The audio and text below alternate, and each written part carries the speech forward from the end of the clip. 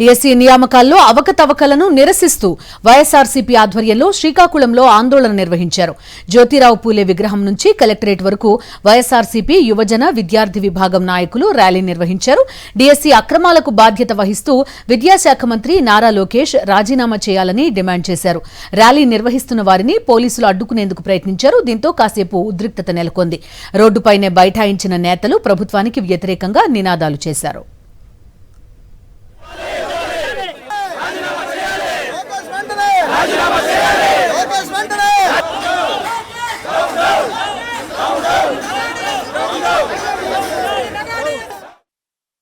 డిఎస్సిలో అవకతవకలు జరిగాయి, ఎగ్జామినేషన్ పేపర్ లీక్ అయింది.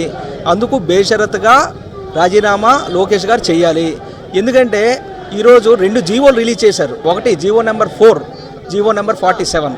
ఈ 2 జీవోలు సారాంశం ఏంటంటే స్పోర్ట్స్ కోటాలో వాళ్ళు ఎగ్జామినేషన్ రాయకపోయినా 421 పోస్టులు ఏవైతే ఉన్నాయో అవి స్పోర్ట్స్ కోటాలో ఇచ్చేయచ్చు అని చెప్పేసి రాశారు. ఉపాధ్యాయుడి వృత్తి అంటే తల్లి, తండ్రి, గురువు అంటారు. అలాంటి ఆ వృత్తికి ఈరోజు మచ్చ తెచ్చాడు లోకేష్ గారు. ఈ 421 మంది కూడా ఓన్లీ స్పోర్ట్స్ కోటాలో మెరిట్ అని చెప్పేసి సాఫ్ట్ సర్టిఫికేట్స్ చూపించి ఈరోజు లోకేష్ గారు వాళ్ళ తాలూకా కార్యకర్తలకి డిస్క్వాలిఫైడ్ పీపుల్ అందరికీ కూడా పోస్టులు ఇచ్చే కార్యక్రమం చేశాడు.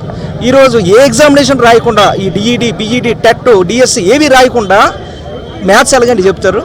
ఒక ఇంగ్లీష్ పిల్లలకి ఎలా చెప్తారండి? ఇవన్నీ కూడాను ఈ ప్రక్రియ అంతా కూడా మొత్తం అంతా కూడా ఫ్రాడ్ చేశారు. కాబట్టి మా అందరి డిమాండ్ ఏంటంటే లోకేష్ గారు తక్షణమే రాజీనామా చేయాలి, అలాగే సిబిఐ ఎంక్వైరీ చేయాలి.